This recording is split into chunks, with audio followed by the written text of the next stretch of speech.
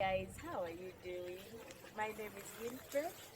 I'm so glad that you've tuned in. Today, I'm going to be making Luwombo, Ugandan style. For those of you who have never tasted Luwombo, it's any kind of beef that is made in banana leaves.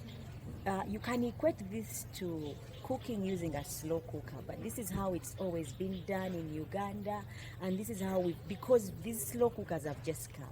But in the meantime, we've always had these flavored meat stews or chicken or guineas or duck, whatever it is that you want to put in banana leaves. We've always had those as meals. And today I'm going to be making a beef Luwombo, a meat Luwombo, requested by Rashida Chivirige. This goes out to you, my sister, and it goes out also to Halima, Melanie. You requested for a meat Luwombo. So I'll just show you how I get the banana leaf that I'll use. It's a special banana leaf. It's not all banana leaves that do this. So I'm going to get this one from Andizi plant. These are the small yellow bananas. And I'll show you how I get it. It is a special one. It's the middle section. If you can see here, it's this middle bit, this rounded one, this one here. So in order for me to take it out, I've got to cut off these ones and be able to get it. But this means killing this banana plant.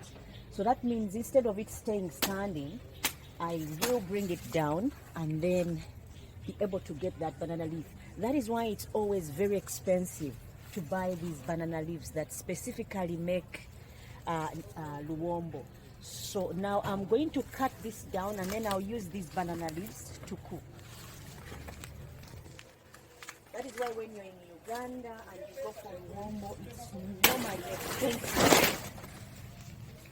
It's normally expensive simply because it means taking down the whole plant, and then you lose out on the bananas that would have come as a result. Now I'm just bringing this down because if it stays in there, it's consuming on water, the nutrients that the other banana leaves that are still standing would be using. So I'm just taking it down. Now I'll use a knife to be able to get to the middle section without damaging it.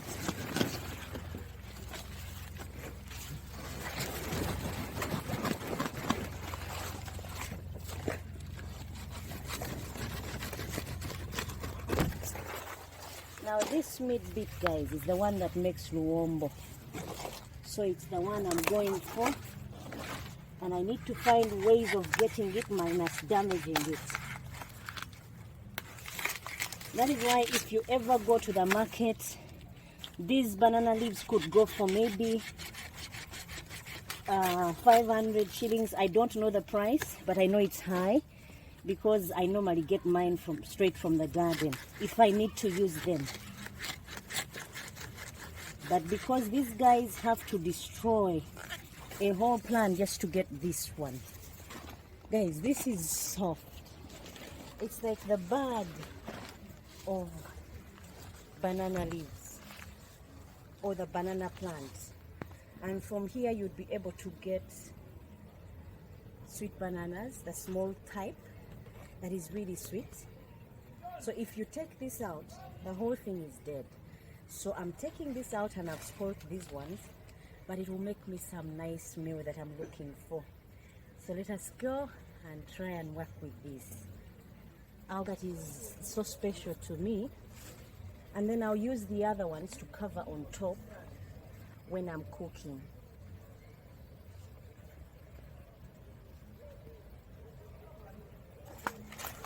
Just take to where I'll be cooking from.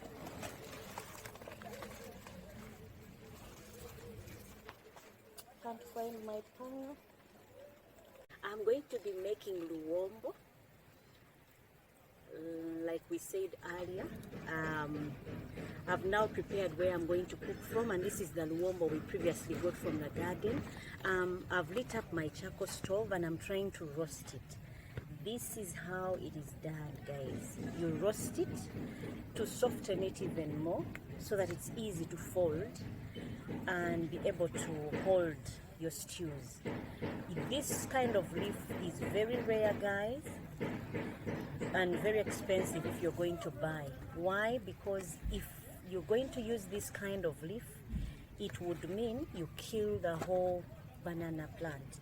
And the particular kind of leaf they use is the one from for sweet bananas, because I think, this is what I think, I don't know what you guys think, but I think the reason why they use the sweet banana one is because at least you lose out on a sweet banana than matoke, or what we call green banana, or what we call plantain, for those of you who know plantain.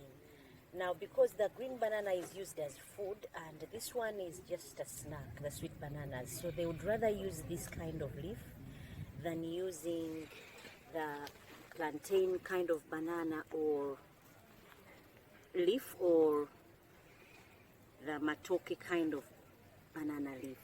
So I'm trying to roast it a bit. If you can see, it is green, light. It was light green until it touched the fire. Once you put it on fire, it changes to a darker green that is more silky and easy to bend and work with. So that's what I'm trying to do, so that I can be able to make the luwombo that we talked about. Now, this kind of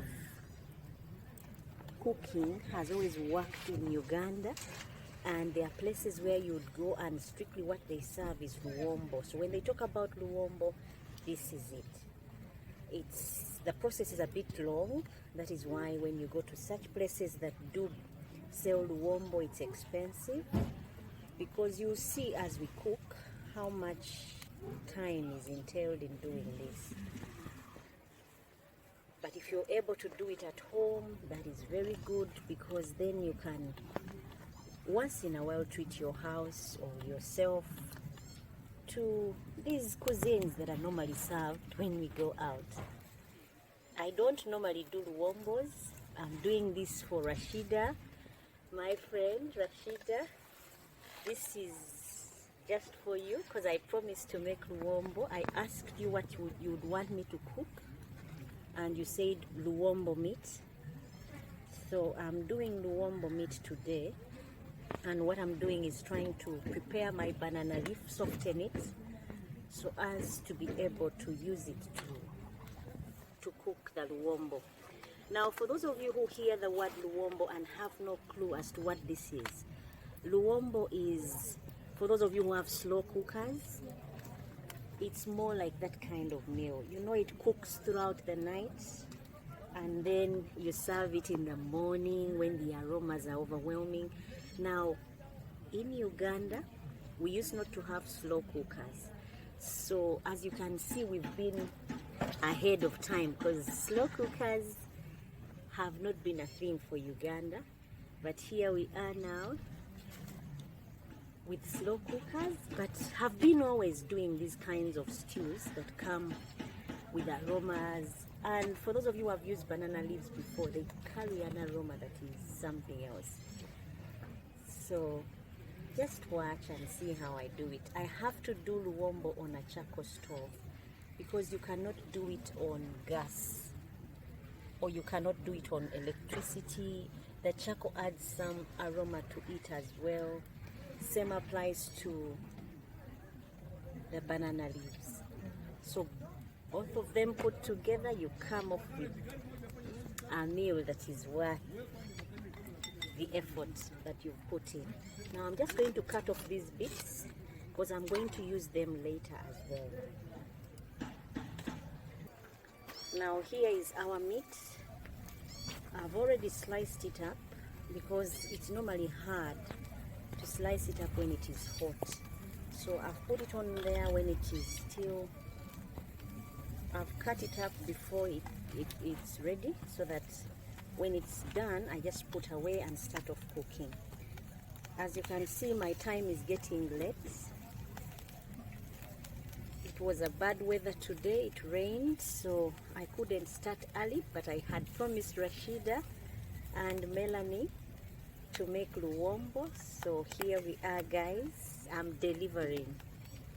As you can see, the meat, nothing, you don't do anything to the meat, you just cut it up if you want, otherwise you can do it whole. And then after you've finished roasting it, Luwombo meat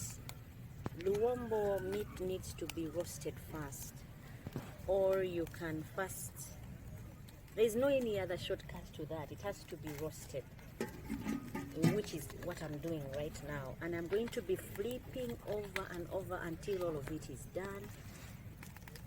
Then I can be able to use it. You don't put any ingredients, no salt, no pepper, nothing. You just roast as is, and then you put the other ingredients later.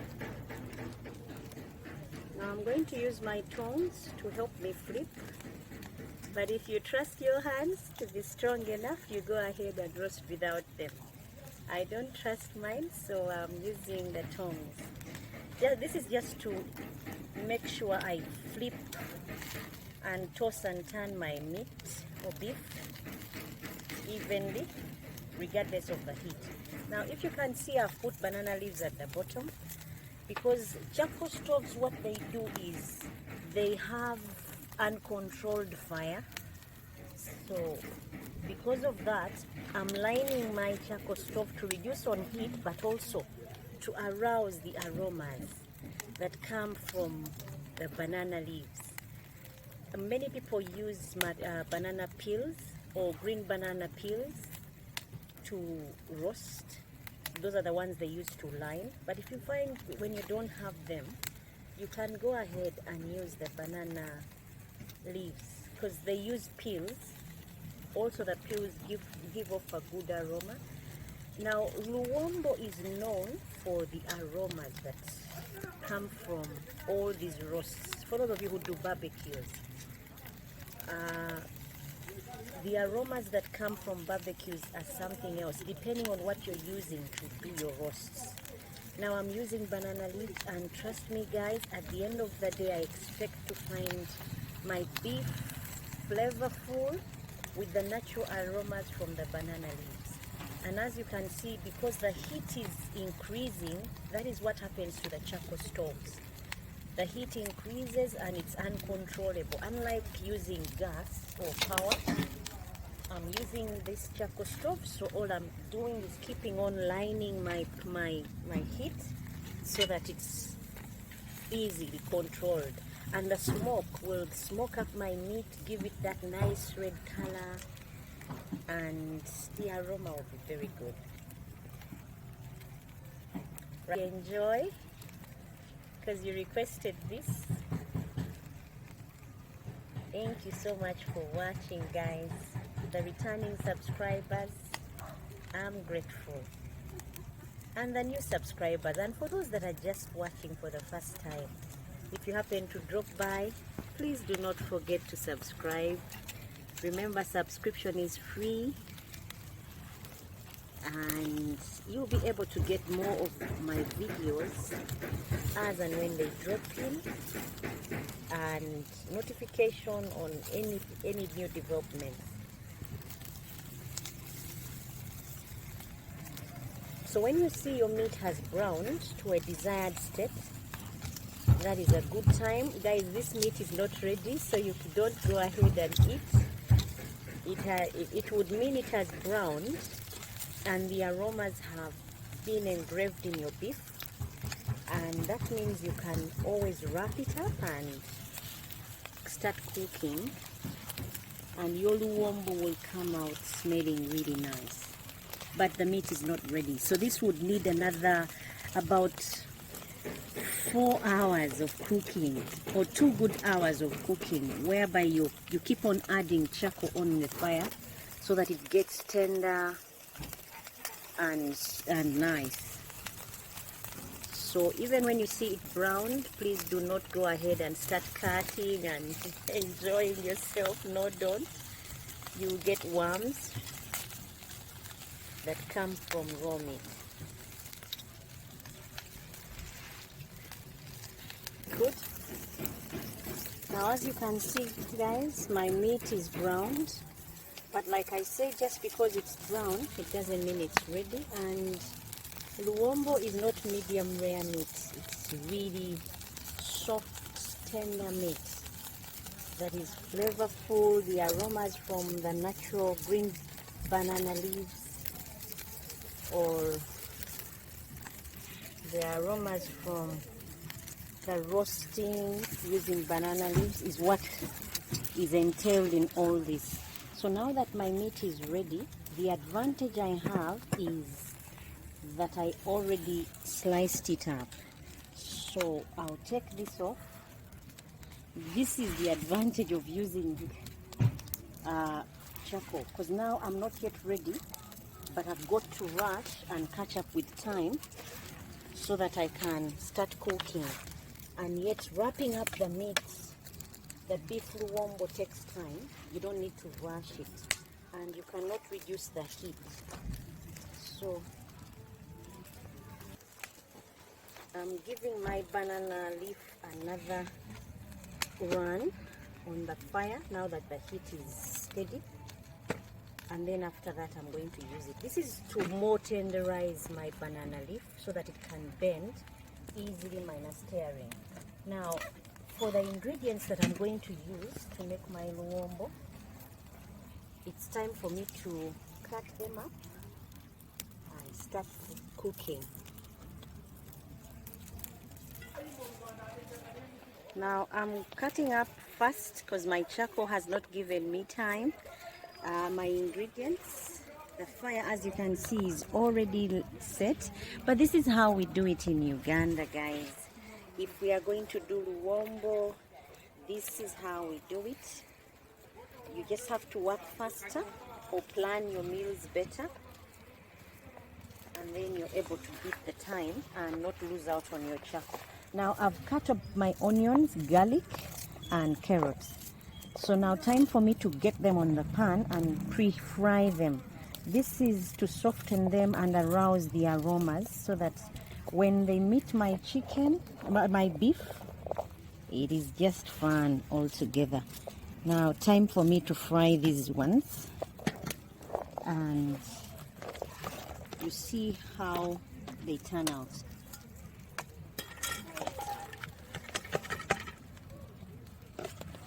Now I'm going to heat those ones up for some time. I don't want them to brown, so I'll be faster so that they don't darken.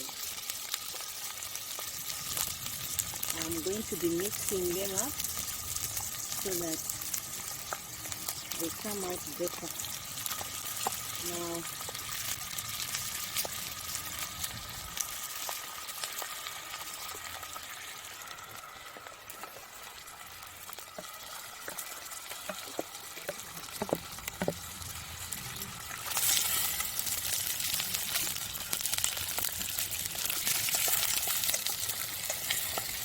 I can continue reducing the heat by putting more banana leaves on there so that they don't cook very fast. I want them tender, not too hot. Now as my onions are cooking, plus carrots, I'll do my tomatoes. I'm going to go a bit smaller because in Luwombo it doesn't look good when you have the big chunks of tomatoes. You may want to see the onions but not the tomatoes. So I'm going really thin, and I'm not using a chopping board. I'm just going raw, chopping them up faster into smaller chunks before my onions and carrots burn.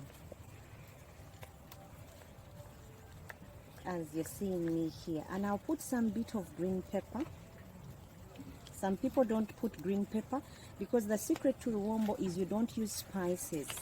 If you use spices, they will overlap the banana leaf smell that you gain when you are roasting your meat, and you may also lose out on the aroma that comes from roasting your beef. So because of that, you don't use these other ingredients like that will give off an aroma.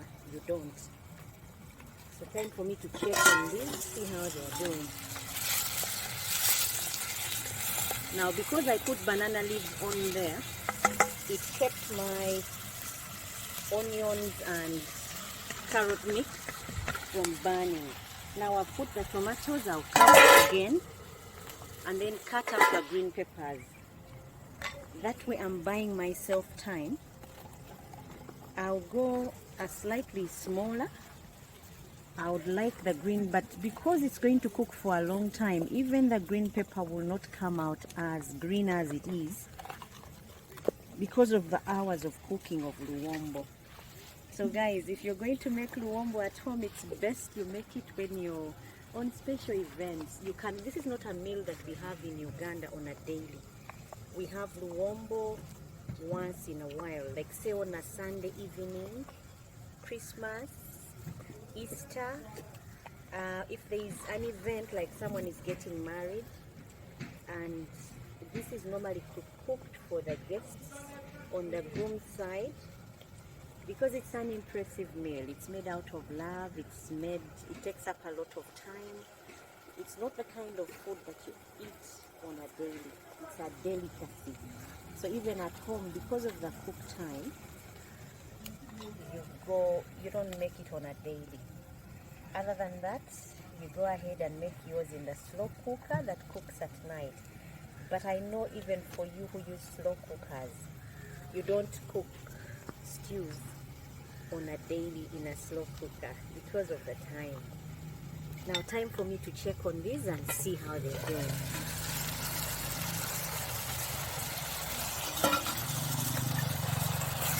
Once my tomatoes have softened, I'm still going to add some more banana leaves because the heat is on the high side. But my tomatoes have softened. I'm going to add the green peppers and take off. I'm also going to put a bit of salt.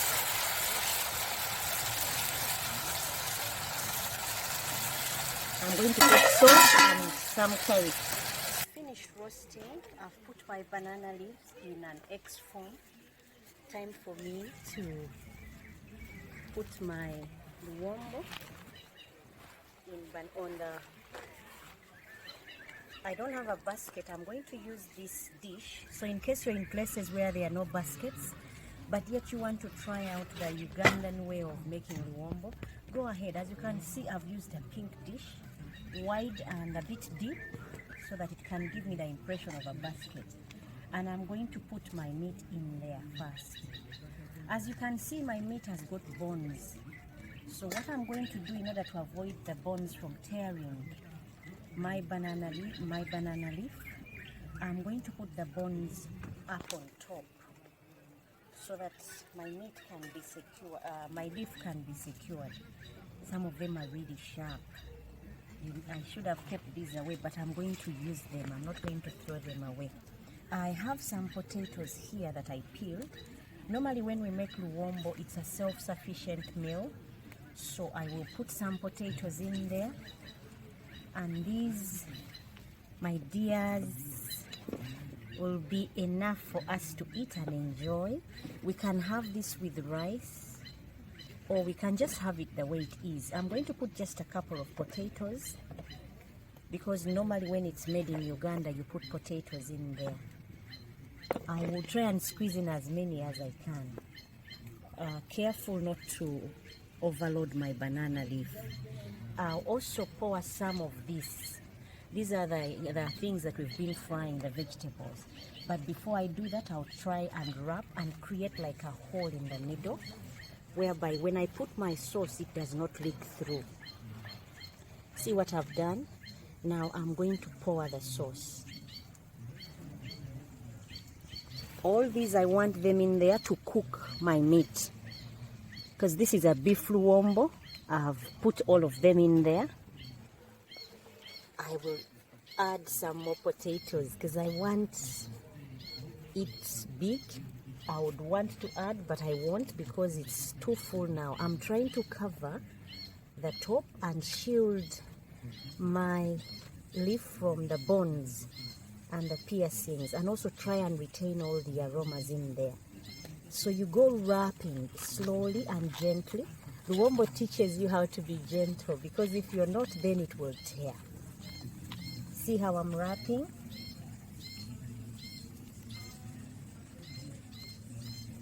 After you've wrapped, you just get one of those banana leaves. I put these ones down, but you just need just a small bit. That is the one you're going to use to tie, and tie just the top like a bun. And that's how they wrap your Luwombo, and you keep it intact.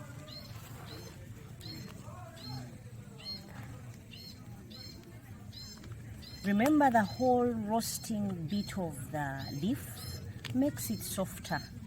So if it does not get exposed to that, it will end up tearing and pouring everything. So you be gentle. Now that's my Luwombo done. Time for me to get the pan ready for the cooking. Jekolia, give me that saucepan.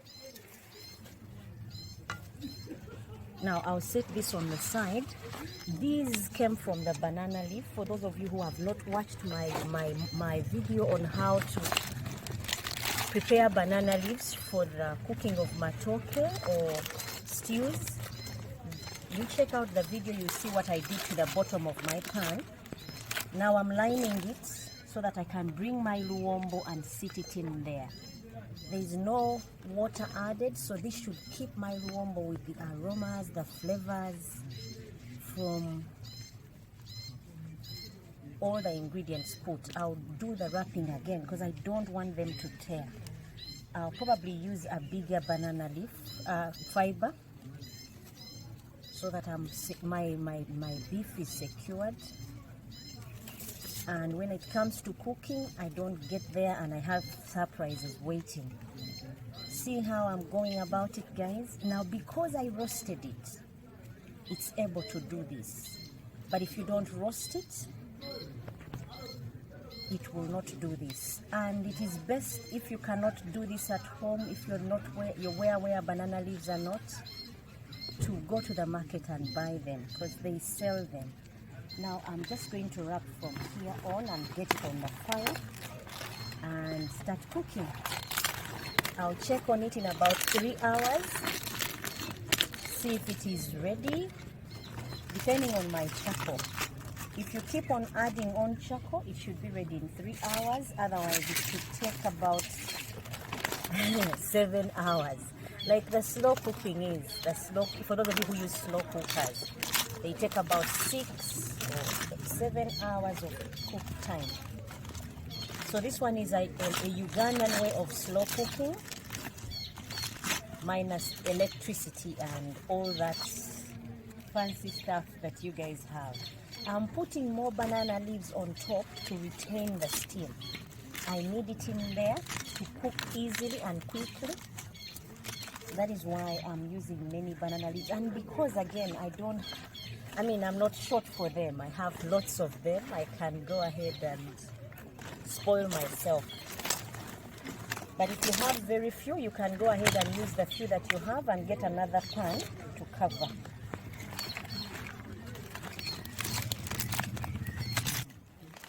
Now this is how my wrapping would be. Then I would cover it with a pan on top just to make sure that the steam is retained. Now this is done with. Time for me to set it on fire and prepare to cook, guys. Remember, I put some water in there at the bottom to keep it from burning. And there you have it.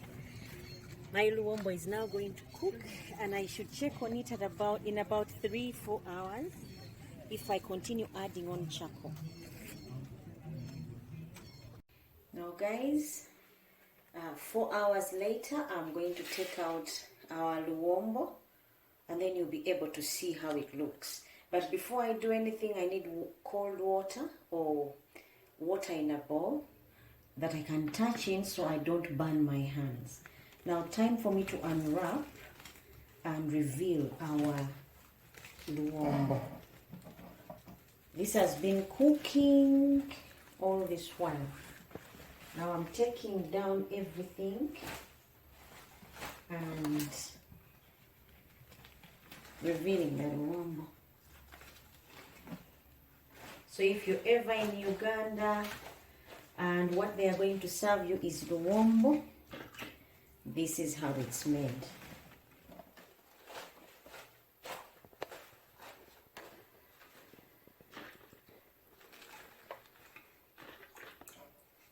It is hot. If you can see the steam, that's how hot it is.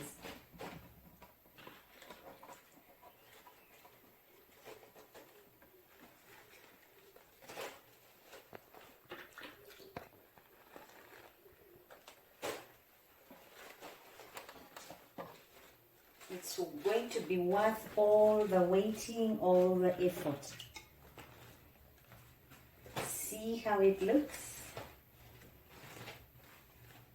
There is our Luwombo.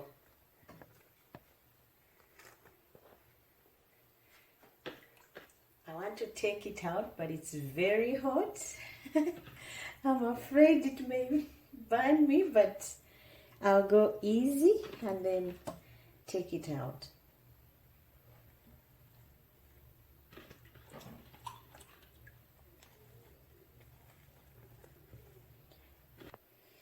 Now, I've taken it out. It's now on the tray with all the banana leaves that had covered it. They do the bedding, and then this is how you would present it in Uganda onto the dining table or wherever it is you're going to eat from. Now, untying would be easy because these things, the banana leaf fiber is not normally tied so tight. So it's easy to unwrap and then reveal the sumptuous meal that is awaiting. Guys, the aroma, this is it. And this is how it would be served. It smells lovely, the potatoes are ready, and there you would have it. Our meat, as you can see, the bone meat did not pierce the leaves, and our potatoes are just falling apart.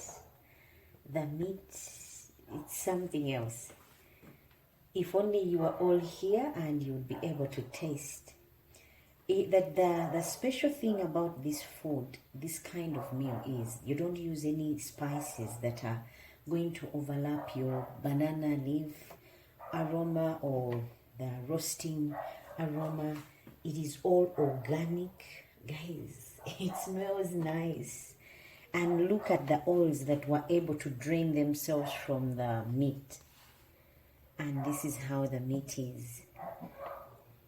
It smells lovely. It's off the bone already, as you can see. The bone is left by itself. A clear sign that it's ready and good to enjoy. See how it has fallen off this bit? And now this one is also just waiting for me to tip it, and there you have the bone and the bits. And this is how it would be served. You would sit. It's good for bonding. It's good for making friendship because you sit and all digging. Until next time, guys, thank you so much for watching. Rashida, Chibidige, and Halima, my in-law, thank you so much for watching. And just so you know, there are so many types of Luwombos that are out there. It's blazing hot, but there is chicken Luwombo, there is meat Luwombo, beef Luwombo, there is Guinea Luwombo, all kinds of Luwombos. But as you can see, this one is already off the bone, but it is so hot. I can't handle it. Otherwise, until next time, for those of you who have watched for the first time and you've enjoyed the journey of making Luwombo Ugandan recipe, please go ahead and subscribe. Until next time, God bless and bye-bye.